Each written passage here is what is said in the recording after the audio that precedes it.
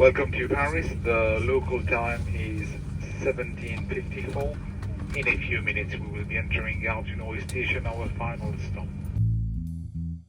Hello from beautiful and sunny Paris. I'm on my way to the city center. We're going to take you on a walk with me. And also we're going to theater today. This is the first time I'm going to the theater that is not English speaking to see a dance performance. So that will help because I don't speak a lot of French. But I'm going to take you on a whole day journey with me in Paris. So let's go. This wasn't my first time visiting Paris, but it was the first time I was going to see a show at a French theater, which I was really excited about. And the first step to making this happen was finding the theater to go to, which was easier than expected. After a fairly quick research on Google into Paris theaters, Théâtre du Châtelet stood out as the one that could be right for me. But this is the theater, Châtelet. It's I think musical theater, or where they have like a lot of musicals and things like that. So I'm gonna go there tonight to watch jazz ballet performance. And this was a great choice because the show in question is a dance performance, so no language skills required, and it is also based around music and lyrics by Leonard Cohen, a famous Canadian singer-songwriter and poet, meaning the main language will be English. So this made both the show and this theater the perfect candidates for my adventure. While the main mission of today is to go to see a show, I am going to go spend the rest of the day browsing around. I'm going to go to Le Marais and I'm going to go to the Centre Pompidou. So I'm going to take you with me. I'm going to show you how it's like. Another reason why this theater is perfect for a visitor is also its location. Given that the show wasn't starting until 8 p.m, I had quite a few hours to spend ahead of it, and the theater's proximity to some of the most vibrant parts of the city made the whole day much more enjoyable.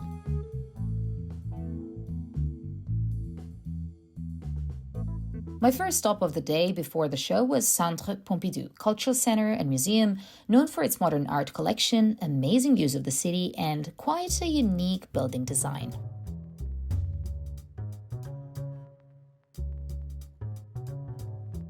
Voilà. This is Centre Pompidou, where I'm going to go and see a exhibition. It's modern art exhibition. And I'm going to take you with me. But we're going to go and have a little browse around it. It's a really fun building, as you can see, but also it has a lot of cultural things in it, so... I bought my ticket online a couple of weeks ahead of my trip, and as I arrived there was a really long queue with all people who also had a ticket for the same time slot at 2 p.m, so it took some time to get in. Luckily it was a really sunny and beautiful day, and I didn't mind waiting. Bear in mind that if you don't buy a ticket online, the queue will be much longer.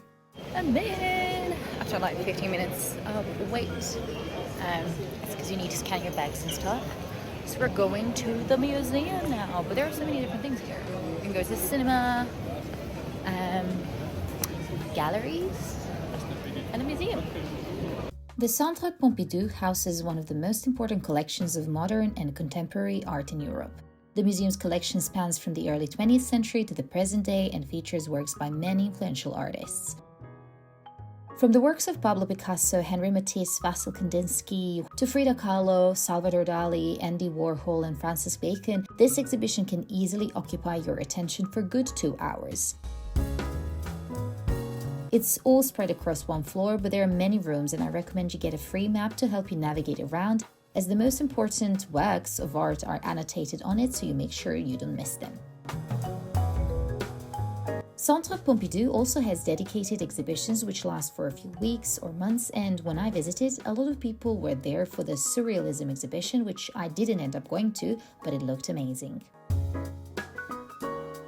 If you're unsure that modern art is your thing, then Centre Pompidou should be on your radar for its amazing views of the whole Paris.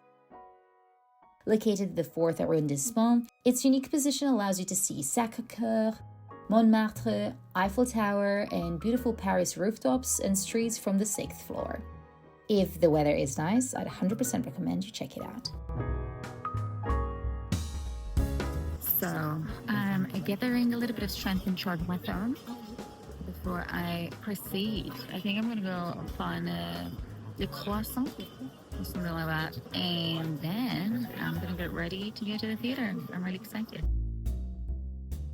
Finding a good croissant in Paris isn't an issue. The bigger question is how not to eat everything that you see in front of you, because it all looks so delicious.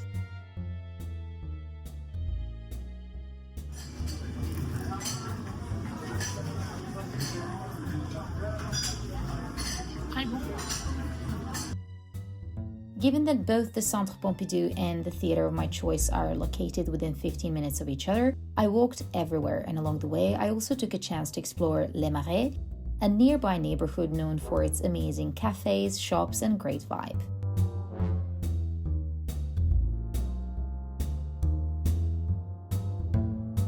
I even managed to sneak in a little walk along the Seine in the sunset before heading to the theatre for a start of the show at 8 p.m.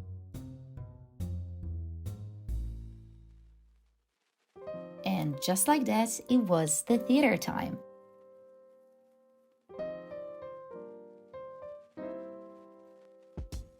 I have arrived at the theatre. I'm just gonna go find my seat now and check if they actually have some bar or something like that. I can't believe that I was wondering if they had a bar. I can confirm they have a wonderful bar that is worth coming for earlier so you can sit and enjoy beautiful surroundings.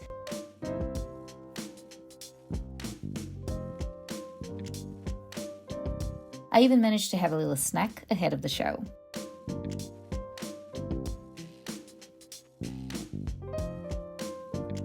I was all ready to head into the theatre as I was nearing the start of the show. However, Spotted the first difference between French and UK theatre, and that is you can't bring in the glass of water with you in the theatre. So now I gotta down it. after I drank my water, I went back in and was shown to my seat and given a free program. I treated myself to a nice seat, which was an equivalent of Royal Circle in the London theatres, and I paid my ticket €55, which is way cheaper than in London.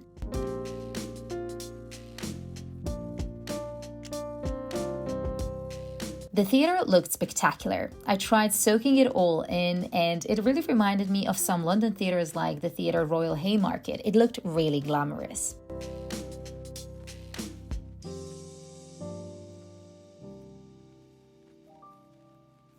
The show lasted for about an hour and 20 minutes without an interval, and honestly, it made me want to explore dance performances even more because it was so captivating.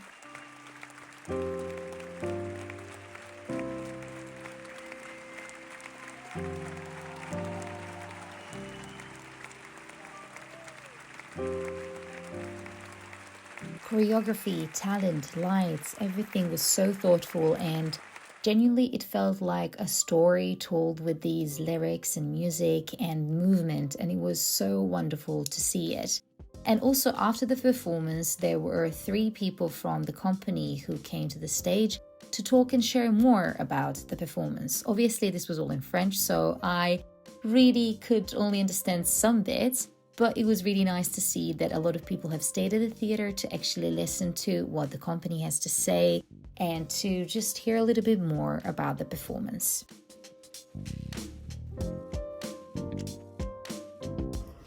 So going to see a show in Paris was a success. I think I picked an amazing show. I think the company was really good. And now when I googled, I actually saw that this performance, or like this show, was in London some time ago. So I think dance performances are a way to go if you're going to theatre that is not in your hometown and you don't speak the language, because yeah, I could understand everything.